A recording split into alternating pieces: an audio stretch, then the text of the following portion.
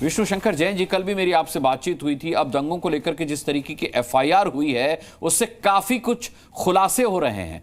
सवाल ये उठता है कि वर्चस्व की लड़ाई को धर्म की लड़ाई का नाम दे दिया गया। एफआईआर को अगर पढ़ा जाए तो कम से कम यही लीड मिलती है। देखिए, मैं आपको बताना चाहता हूं कि बड़ी सिंपल सी प्रक्रिया थी और बहुत ज्यादा भ्रम फैलाया गया। माननीय न्यायालय ने 19 नवंबर को यह आदेश दिया था कि वीडियोग्राफी और फोटोग्राफी एडवोकेट कमिश्नर महोदय द्वारा की जाए। जितने लोग थे वो एडवोकेट कमिश्नर और प्रशासन की देखरेख में वहां पे गए थे। तो आप जो अभी चीजें देख रहे हैं ये तो एक वर्जन है ही है, और दूसरा वर्जन ये है कि एक गलत भ्रम फैलाया जा रहा है कि यहाँ पे जब एडवोकेट कमिश्नर की टीम गई तो वो नारे लगाते हुए गई। अभी आपने सुना, आपने बाइट भी चलाई कि यहाँ पे एक पार्टी के कार्यकर्ता गए। टोटल गलत है। हम राज्य सरकार, केंद्र सरकार, वहां के जो स्थानीय अधिवक्ता हैं, इन सारे लोगों की देखरेख में वहां परिसर के अंदर गए थे, जिसमें प्रशासन भी मौजूद था।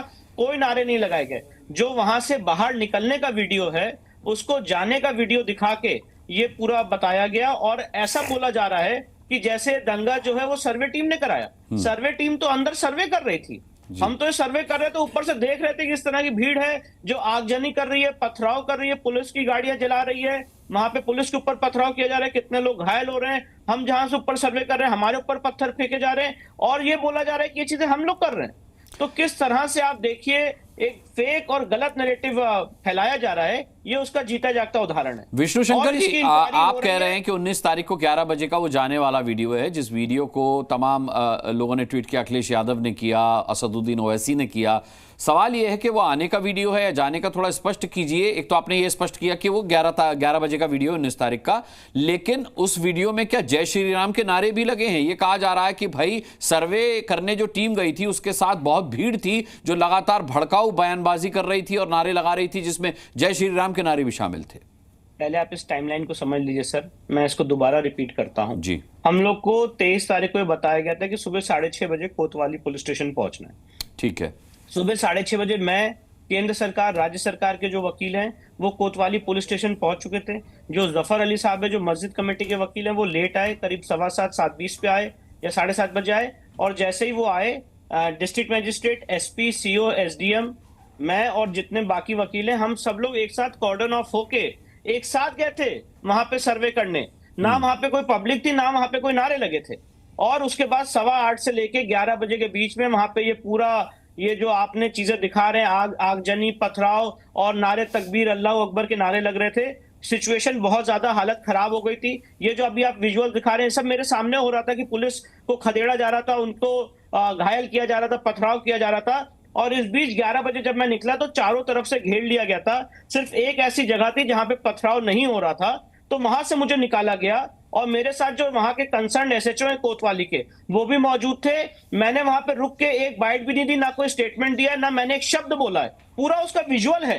तो ये कहना कि मैंने जय श्री राम के नारे लगाए, टोटल गलत है। वहां के जो स्थानीय लोग थे उन्होंने जय श्री राम के नारे लगाए थे, पॉइंट नंबर 1। और पॉइंट नंबर 2, ये वहां से निकलने का वीडियो है, और जिसको समाजवादी पार्टी के मीडिया सेल, अखिलेश यादव जी, ओवैसी जी और सारे लोग ये कह रहे हैं कि ये वहां से वहां पे जाने का वीडियो है।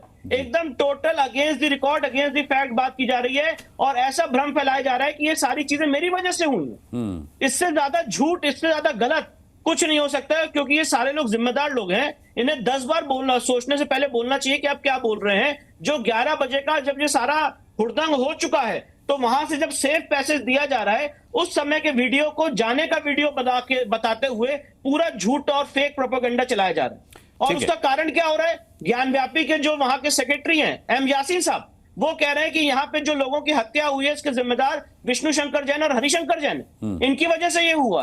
ये और पूरा फेक नैरेटिव फैलाया जा रहा है कि मेरी वजह से सारी चीजें हुई। आप अपने फैक्ट तो चेक कर लीजिए, आप सही फैक्ट बताइए, उसके बाद आप डिबेट करिए, जो बोलना है बोलिए। पर आपने गलत फैक्ट बता के, एक कॉन्कॉक्टेड और झूठी स्टोरी बता के आप ये सारी चीजें कर रहे हैं। ठीक है विष्णु जी, बने रहिएगा हमारे साथ। आलोक कुमार हैं, विश्व हिंदू परिषद के इंटरनेशनल प्रेसिडेंट। मैं उनका रुख करूंगा।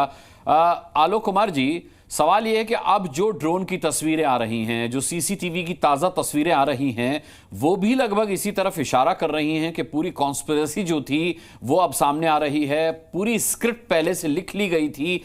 बेशक आरोप प्रत्यारोप का दौर चल रहा है, लेकिन ये बेहद दुर्भाग्यपूर्ण है। वास्तव में ये बहुत चौंकाने वाले तथ्य सामने आ रहे हैं। जो करना चाहिए था वो नहीं हुआ। 19 तारीख को आदेश हुआ, 19 को सर्वे हो गया, उसके बाद में 24 को सर्वे था। मुस्लिम पक्ष के पास में इतना समय था कि अगर सर्वे का आदेश गलत है तो वो ऊपर की कोर्ट में अपील करते। उन्होंने कोई अपील नहीं करी, उन्होंने इस पर स्टे की मांग नहीं की। इसकी तैयारी राजनीतिक नेताओं ने सड़क पर की। ये तो ठीक तरीका नहीं था। उनका जवाब दावा भी फाइल नहीं हुआ था। तो मुझे लगता है कि कानूनी लड़ाई को लड़ने में उनकी दिलचस्पी कम रही। दूसरा, मुझे लगता है कि कोर्ट के आदेश का सम्मान होना चाहिए। ये हिंदू मुस्लिम सवाल नहीं है, ये न्यायालय की एक प्रक्रिया है। पर इस देश के कुछ लोगों ने तय किया है कि मुसलमान को वोट बैंक बना के रखा जाए, उसको उसकी भलाई और जीवन स्तर की चिंता ना हो, वो पत्थर लेके सड़क पर खड़ा रहे। ऐसे नेतृत्व ने इन पूरी घटनाओं को उलझाया, बढ़ाया और हिंसा को पनपने दिया। वहां पर मैं समझता हूं कि एफआईआर के बाद में एक ईमानदार जांच होगी, दोषी लोगों को दंड दिया जाएगा। पर मैं एक बात और भी कहना चाहता हूं जी, मामला संवेदनशील है। ये मामला ऐसा है जिसमें किसी भी तरह की अफवाह, जैसे ये टीम खुदाई करेगी, ये टीम कुछ हिस्से तोड़ के देखेगी, ऐसी कोई भी अफवाह फैलाकर आम मुसलमान को भड़काने का प्रयत्न किया जा सकता है।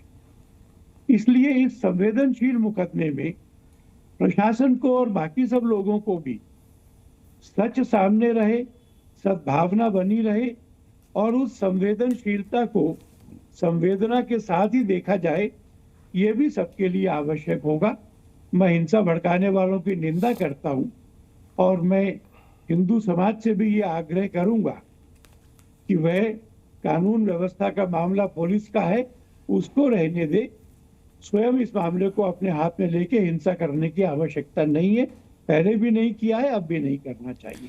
आपकी बात अगर मानी जाए और समझी जाए आलोक कुमार जी, तो हिंदू मुसलमान हिंसा करना नहीं चाहते हैं। या तो वो पॉलिटिकली टारगेटेड होते हैं या फिर वो दंगाइयों के निशाने पर होते हैं, यानी कि दंगाई उनकी आड़ में पत्थरबाजी करते हैं, गोलीबारी करते हैं।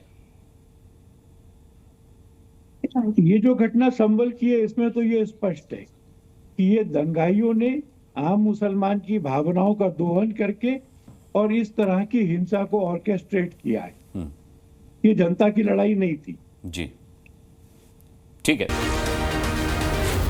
जी न्यूज़।